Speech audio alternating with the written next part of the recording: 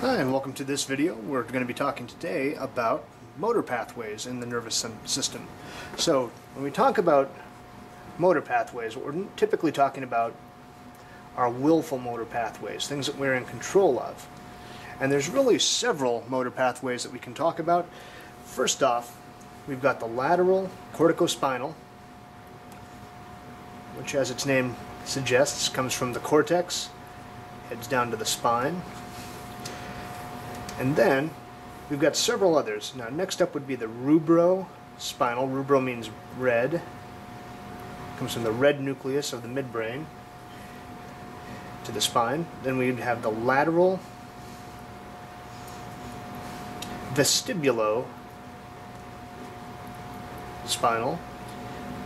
And if you're seeing a pattern here, that means it's coming from the vestibular nuclei of the medulla to the spine. And we're going to stop there real quick. We'll add a few more in a second. But when we talk about motor pathways in the context of a medical neuroanatomy or neuroscience course, almost all the time we are talking about the lateral corticospinal. That is the big player in the nervous system in terms of willful motor activity. These two, the rubrospinal and lateral vestibulospinal, they matter a little bit for reasons that we'll talk about right at the end of this little video.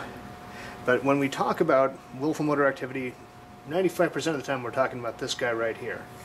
Now there's a few others that I want to draw to your attention. The medial vestibulospinal tract, since there's a lateral one, stands to sense that there'd be a medial. There's also an anterior corticospinal tract. Then the tectospinal, coming from superior colliculus of the midbrain towards the spine, and lastly the reticulospinal, coming from the reticular formation down to the spine. Now these four right here, these guys are fairly minor players in terms of willful motor activity. What you do need to know about them is that they're generally going to go towards extensor muscles of the trunk, keeping us balanced, and also directing our attention towards things when we get input from our ears or from our eyes. The medial vestibulospinal and the tectospinal tend to go towards the neck, so they're going to help us keep our eyes on things or keep our balance going when we're moving, so adjusting the head's position in space for that. Reticulospinal and anterior corticospinal tend to be involved mostly with trunk stability. And as far as we're concerned, that's all we're going to talk about with these guys. I'll show you where they're located on the spinal cord in just a moment, but that's really all we care about. Let's jump back up to these guys. The lateral corticospinal and rubrospinal are both contralateral, by which I mean they cross as they descend from the cortex and the midbrain and go into the spinal cord, so they end up on the opposite side. The lateral vestibulospinal is actually more or less bilateral. It's going to project to both sides of the spinal cord as it goes. Alright, so from there, let's take a quick look at where these guys are located in the spinal cord. We draw a quick, not too sophisticated looking spinal cord cross section here. Color in the gray matter. So right here's the dorsal horns, a lot of sensory neurons located there, anterior horns, lower motor neurons located there. The lateral corticospinal and rubrospinal are going to be located out here in the lateral white matter tracts. Now the rest of these guys, the lateral vestibulospinal, medial vestibulospinal, anterior corticospinal, tectospinal, reticulospinal, they're hanging out over here in kind of the anterior ventral white matter alongside there. So that's really what we need to know about in terms of where damage can occur. Now if you have damage to this area, it's actually not going to be something that's really too noticeable in an everyday situation. And in fact, on a medical neuroscience course, they very rarely ask you questions about this. This area up here is a little more important for pain, which we'll talk about in a subsequent video. But when we talk about damage out here, that's going to result in a loss of willful motor activity on the ipsilateral side, and that's where we're going to take this in just a second. Alright, so now I'm going to talk a little bit more about the major voluntary motor pathway, the lateral corticospinal tract. Like its name says, it's coming from the cortex and it's heading down to the spine. So from here we've got the cortex, incredibly realistic looking pons, medulla, and finally spinal cord right here. So the axons that contribute to the lateral corticospinal tract come from the pre-central gyrus of the frontal lobe, and they're pretty much going to be laid out in a somatotopic way. So across here, the axons that are coming from the side that's inside the falx there, close to the falx cerebri, are going to supply motor activity towards the foot. As you go a little higher, the lower limb, then the trunk,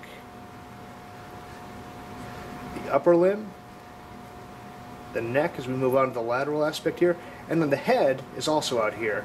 Now the head's motor activity is largely carried through a slightly different but related pathway called the corticobulbar tract.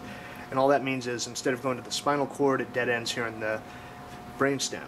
We'll include those for the moment because they do travel close together, and we'll talk about those in a little more detail later. These guys all bundle together and head inferiorly. And as they do that, they travel in between some of the basal ganglia, the putamen, globus pallidus, don't worry if you haven't covered those yet, and the thalamus medially. And this tract, or this structure that they travel through, is referred to as the internal capsule. Goes a little further down, it passes through the midbrain. Now in the midbrain we can't see this from the surface unless we're looking kind of underneath the frontal lobe, but it passes through the cerebral peduncles. Goes through the ventral pons, down through the medulla. And in the medulla, it's very close to the surface, and these axons actually make a big bump, a visible bump on the ventral surface of the medulla, and that's referred to as medullary pyramid. Now one thing that's important to mention at this time is this is all happening on both sides of the brain, so from the internal capsule down the cerebral peduncle through the ventral pons and down the medulla and medullary pyramid on the opposite side. We got left and right at the same time. At the base of the medulla, these guys decussate or cross over, so left goes to right, right goes to left, and thereafter they descend for real as the lateral corticospinal tract. A small number of these guys don't decussate. That's what makes up the anterior corticospinal tract I briefly mentioned a minute ago. You can now forget about it. It's made up of the axons that don't cross. The majority, however, do decussate, cross the opposite side, and form the lateral corticospinal tract. Now one thing about this pyramidal decussation that's very important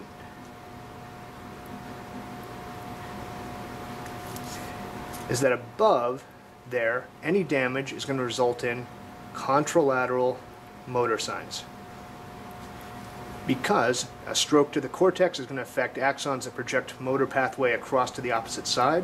So contralateral signs are seen above the pyramidal decussation if there's damage.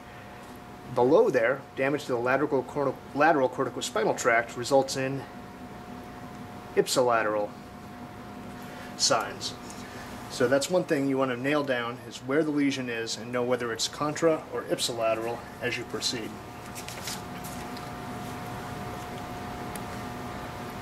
Alright, now if we were to take a cross-section of the spinal cord and look at how this lateral corticospinal tract is laid out, what we're going to see is that it's hanging out, as I showed briefly, in the lateral white matter tracts.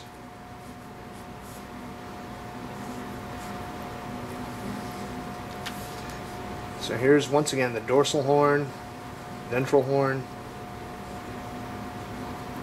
central canal, And we'll draw in the gray matter here, ventral horn right there, dorsal horn here.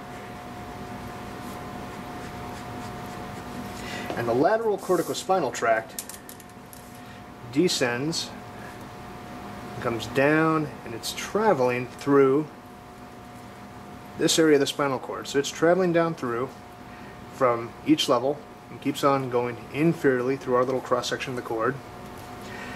And at the level it decides to exit, the axon peels away, heads down here to the ventral horn of the spinal cord, and that is where it's going to synapse with a lower motor neuron, and then that lower motor neuron heads out through the anterior or ventral root. And because these guys are motor, they are going to muscle.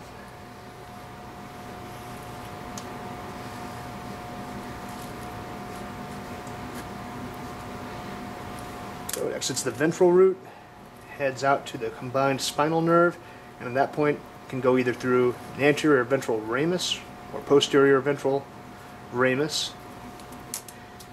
And what do motor axons innervate? They innervate muscle. So right there, innervating muscle, causing contraction. The location of these lower motor neurons actually does make some difference. So whatever this neuron synapses with is going to control what muscles contract and where they're at. And one thing that's kind of a truism is that right in this area of the gray matter, of the ventral horn, are the flexors, and a little more ventrally we've got the extensors. Similarly, as we go from medial to lateral, there's a little tendency there too. The more proximal muscles are innervated by the more medial neurons, lower motor neurons located in the horn here.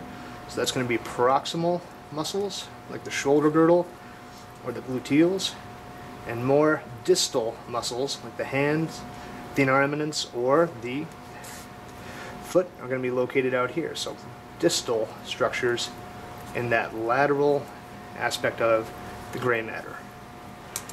Alright, so that's really about all you need to know about the lateral corticospinal tract, except that lesions to the upper motor neurons typically de-innervate these lower motor neurons, so they're going to cause weakness. But it's a special kind of weakness called spastic paralysis. And that's because these lower motor neurons are no longer getting signaled to contract in a coherent manner, but they just kind of have increased tone overall, and because of that, the muscles that are innervated by these will usually be tense, hyperreflexive, but weak in the sense that they can't contract meaningfully. And the reason for that is when these upper motor neurons signal a lower motor neuron to signal a muscle, they do it very strongly. But in the absence of a signal to contract, they are actually keeping these guys relaxed. They're inhibiting them a bit. So removing that upper motor neuron input causes hyperreflexia and increased tone. Likewise, destruction of the lower motor neuron by destroying the horn, destroying the ventral root, or destroying the peripheral nerve that it travels in will cause flaccid paralysis, which is exactly what it sounds like. The muscle is just loose, doesn't contract, can't really contract meaningfully, is hypo or under-reflexive, and is weak because there's no muscle input. So when you hear about upper motor neuron signs, you're talking about lateral corticospinal losses causing hyperreflexia. You're talking about lower motor neuron losses, that's going to cause hyporeflexia as well as weakness.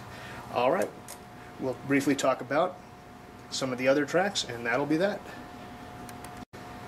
Alright, now as I said before, most everything we care about in a medical neuroscience course in terms of looking at motor losses is about the lateral corticospinal tract.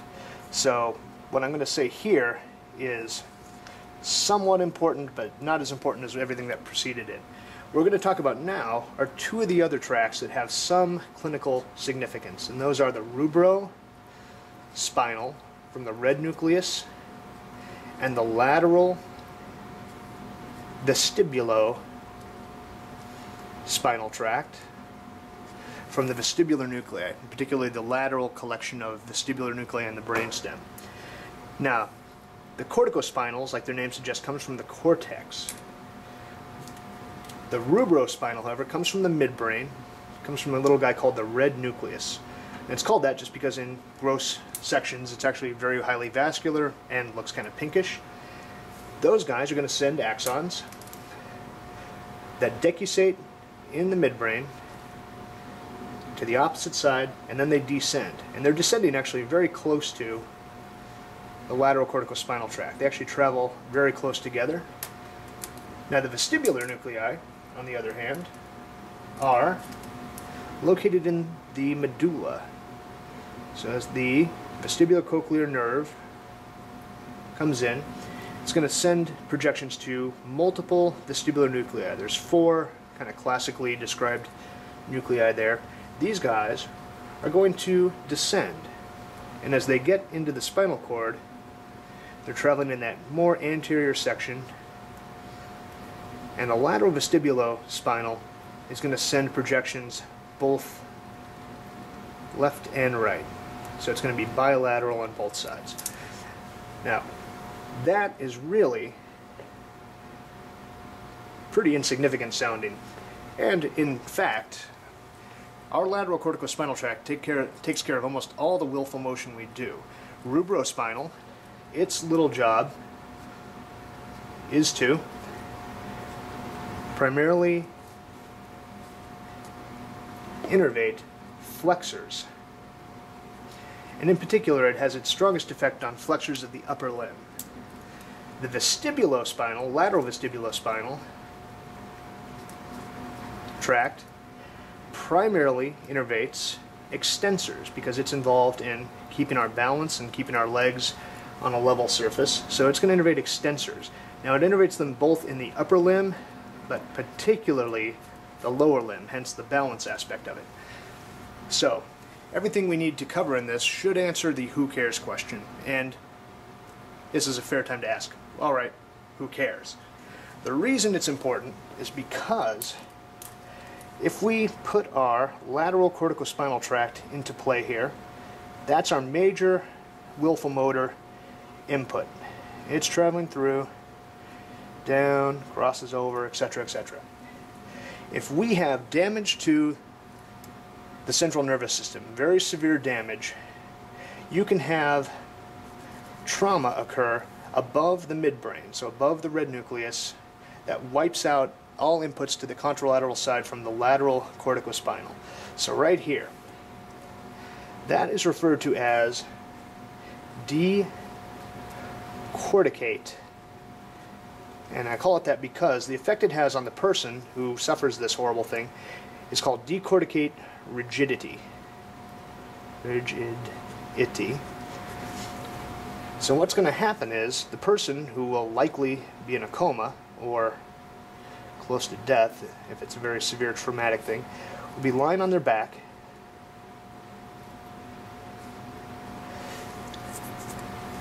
their upper limbs will be flexed.